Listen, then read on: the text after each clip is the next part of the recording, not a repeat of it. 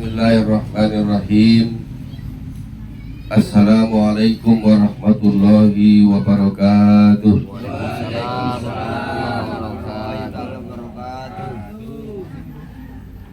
Alhamdulillah. Alhamdulillahi rabbil alamin. Wassalatu wassalamu ala asrafil anbiya'i wal mursalin wa ala alihi wa sahbihi wa sallam ajma'in. Amma ba'du. Bapak-bapak, ibu-ibu, para jamaah yasinan yang dirahmati Allah Subhanahu wa taala. Kembali sebagaimana biasanya, setelah kita membaca surah Yasin secara berjamaah, maka kita mengadakan ataupun menyampaikan tausiah agama untuk mengingatkan kita agar kita senantiasa berada di dalam ketaatan kepada Allah Subhanahu wa taala. Bapak Ibu, ini suara jelas ke dalam nggak? Jelas. Jelas. Jelas.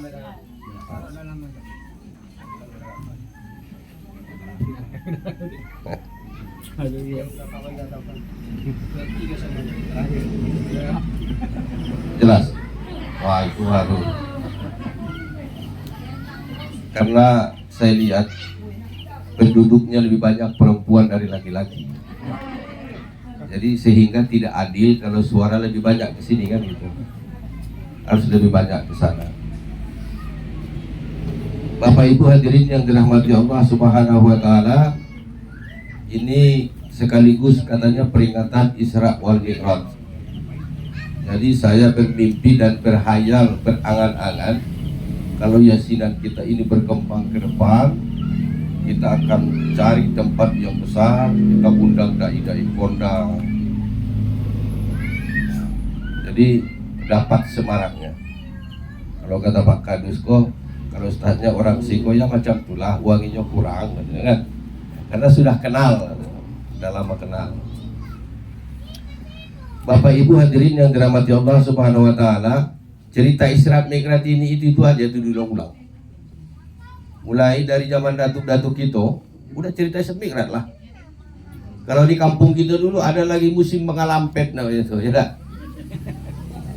Kalau ustadznya nggak datang, nggak basi dah lampet udah jadi ceramah, udah jadi peringatan lagi.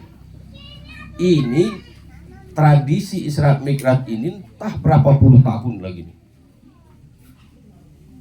Cuman kadang-kadang habis Isra Mi'raj, pengajian sudah dilaksanakan, hadis disampaikan ustadznya, ayat Quran disampaikan Pak Kiainya.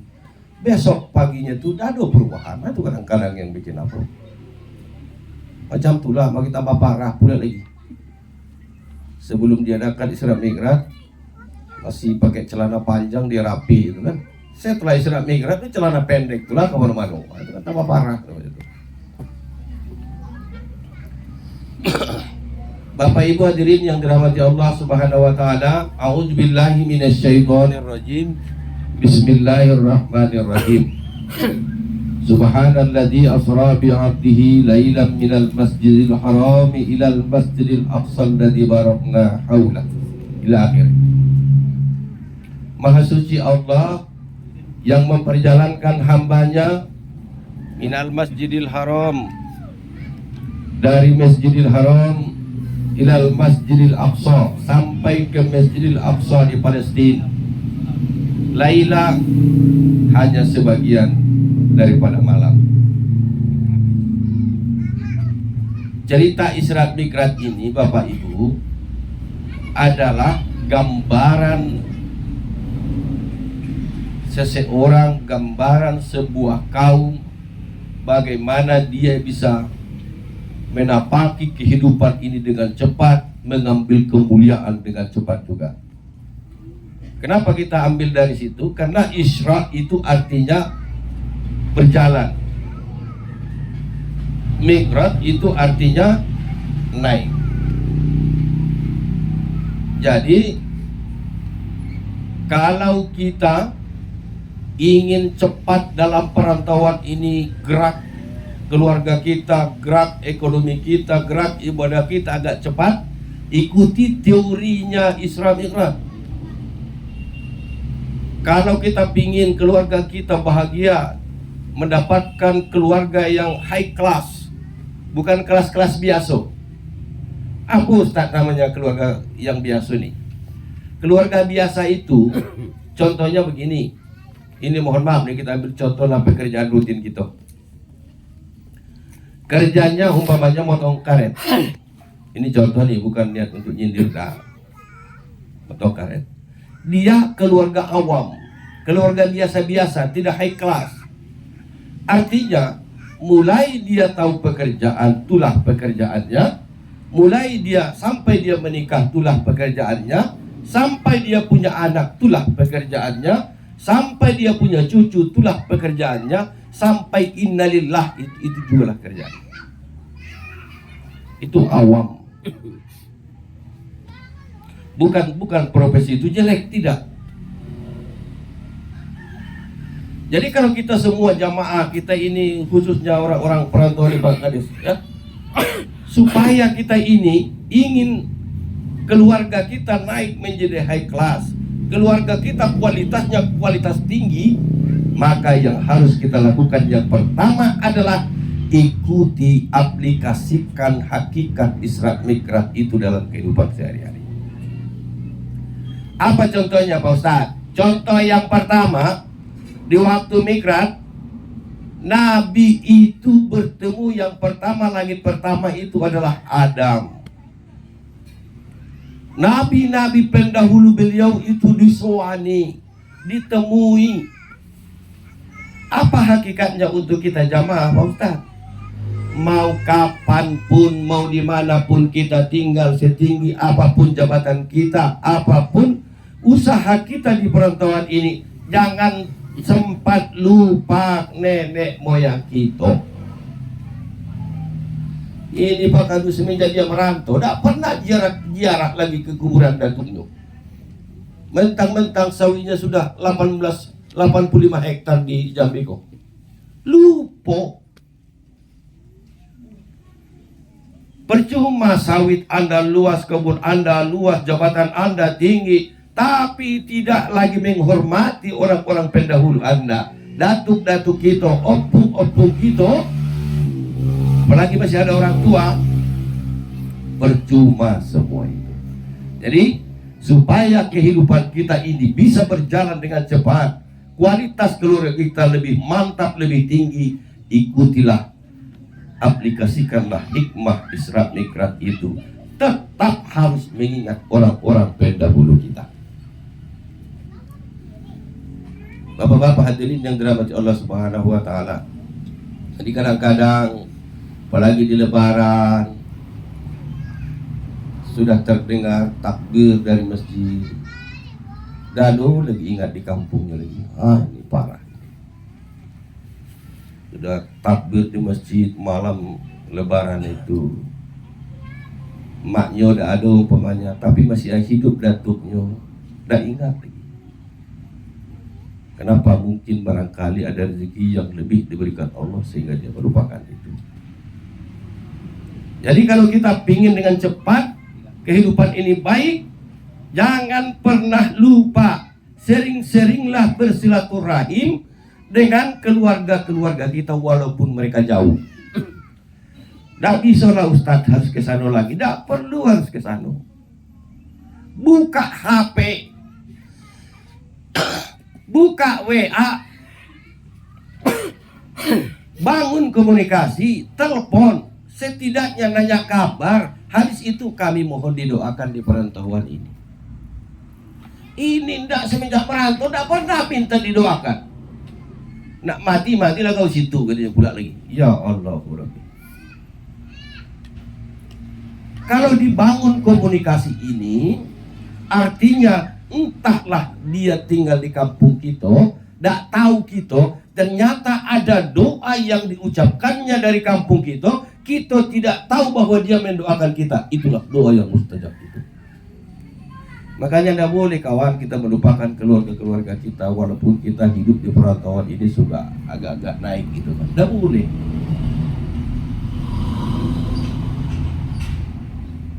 Ini kadang-kadang kalau keluarga istri lebaran, ini sering pertengkaran ini Pak Kadus. Tahun ini udahlah ke keluargamu aja dulu. Ikut keluarga istri. Tahun depannya ke keluarganya juga. Tidak mau dia pindah. Udah ke keluarga laki-laki. Tidak juga. Ikut. Jadi tidak. Mohon maaf Bapak Ibu. Ibu kalau sudah menikah dengan bapak itu pemimpin. Pemimpin itu ada keputusannya dengan dia. Dia lebih bijak menentukan jadwal kapan ke mertua, kapan kepada orang tua kandung. Ini karena gak jadi ke rumah si pihak perempuan, itu pakaian dah dikemas-kemasnya lagi malam tuh. Kacau. Kalau macam kok kaulah dewean balik ke dia boleh lagi makan dus. Apa bahasa kita itu? Bucut. Apa namanya itu?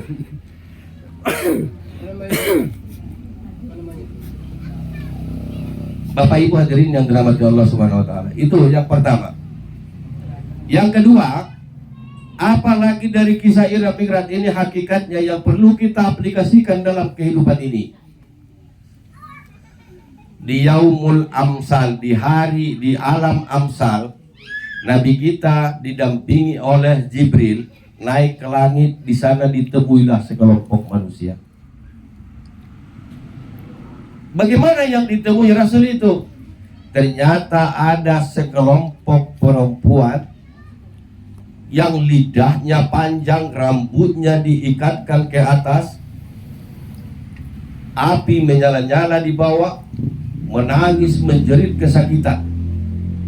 Sampai-sampai Nabi kita Muhammad SAW kaget. Apa yang terjadi wahai Jibril? Ngapa perempuan macam ini disiksa luar biasa wahai Jibril? Ternyata dijawab oleh Jibril, inilah Muhammad, gambaran umat Muhammad, umatmu nanti yang sering-sering membuka auratnya di depan umum. Jadi Bapak, kita ini hati-hati. Mulai Isra Migrat ini kita buat, jangan sampai kita biarkan istri kita keluar rumah buka jilbab. Tidak boleh itu. Yang kedua, jangan kita biarkan anak gadis kita keluar rumah pakai celana pendek. Sudah pendek celananya, bajunya juga pendek. Nunduk nampak di belakang, kan itu. Tegak nampak di depan. Bangga lagi ayahnya cerita, wah anak saya ramah nih ya Allah Rabbi.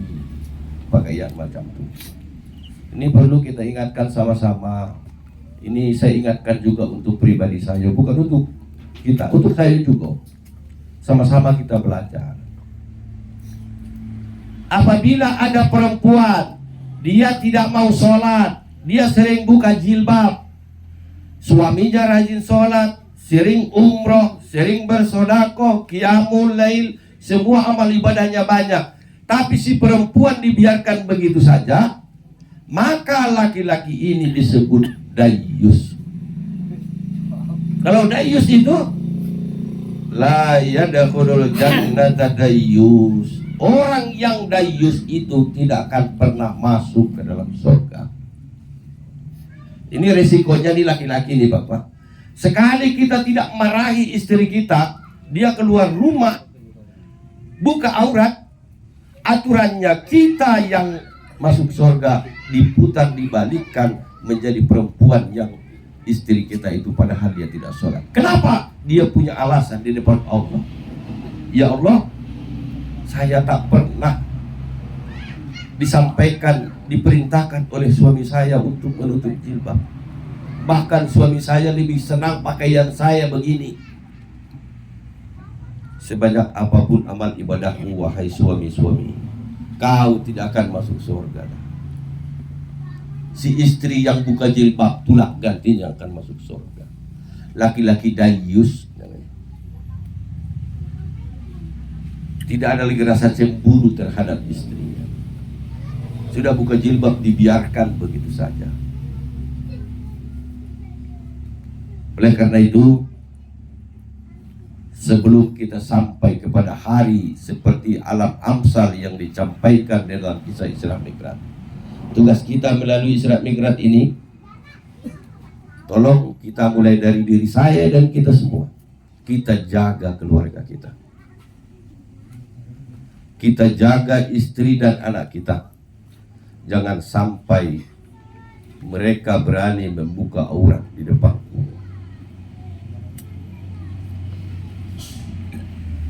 Itu hikmah Isra Mi'raj itu. Apalagi hikmah Isra Mi'raj ini? Ditemui Nabi, ada sekelompok perempuan juga nih. Ini pengurus perempuan tuh sudah kita serang dulu. Tidak, sorry. Besok baru jantan terus kita serang. Ada, ini perempuan. Tapi besok baru jantan. Apa yang ditemui Nabi itu? Yang ditemui Nabi itu ada perempuan yang menjulurkan lidahnya. Dari lidahnya itulah dipanaskan api yang membara terbuat dari besi, sehingga ditarik dan ditusuklah lidahnya itu dengan api yang membara yang bersumber dari api neraka. Menangis menjerit. Ternyata dijelaskan oleh Jibril kepada Muhammad, inilah Muhammad gambaran umatmu nanti, perempuan-perempuan yang gemar, yang senang menyakiti hati para suaminya.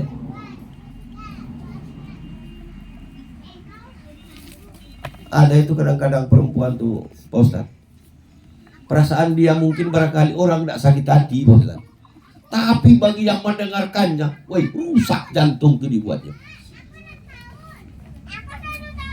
Jadi hati-hati, jangan sampai lidah kita ini menyakiti hati pasangan kita.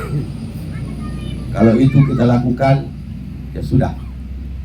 Walaupun kita di dunia ini posisinya suami istri, mohon maaf nanti di akhirat kita tidak bersama lagi. Jadi kalau ada bini kita macam itu, kita ceramahi sedikit. Walaupun kita membina rumah tangga di dunia ini seindah ini, tapi mohon maaf kalau sifatmu tak kau rubah, kita tidak akan bersama nanti di surganya Allah Subhanahu wa Ta'ala.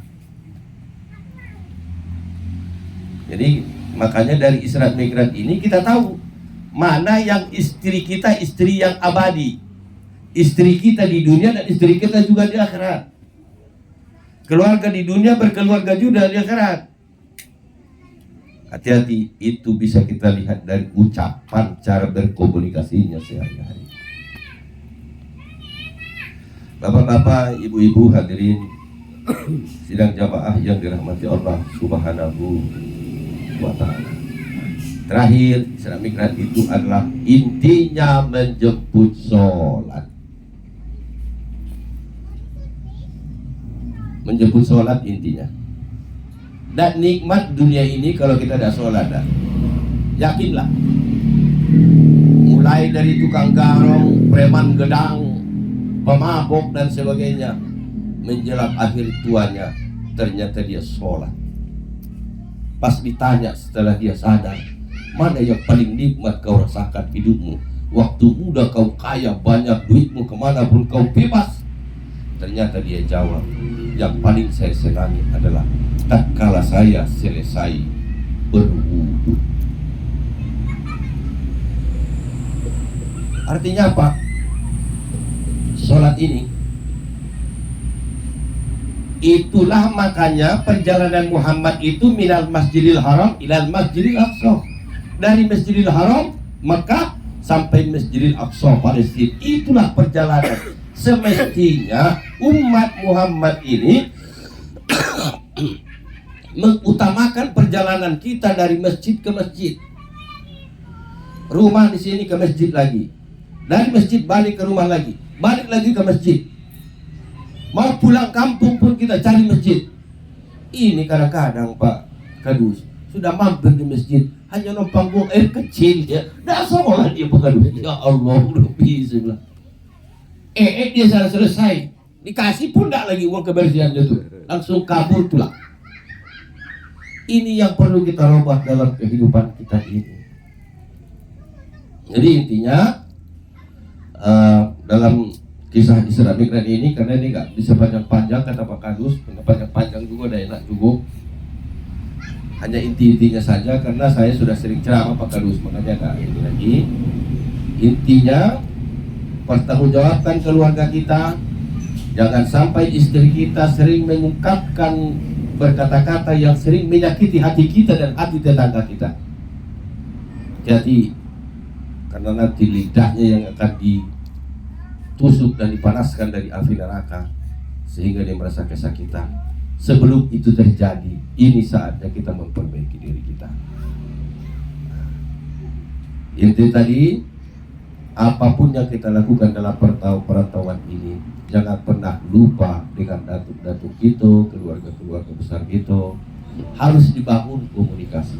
Karena itu yang dilakukan oleh Nabi sewaktu melaksanakan Isra Mi'raj. Tetap, walaupun ongkos tak punya nak berangkat ke kampung, cukuplah buka telepon, buka WA, bangunlah komunikasi yang baik. Jadi barangkali itu saja Bapak-Bapak yang bisa saya sampaikan. Kurang lebihnya saya mohon maaf. Akhirul kalam, wassalamualaikum warahmatullahi wabarakatuh. Waalaikumsalam warahmatullahi wabarakatuh.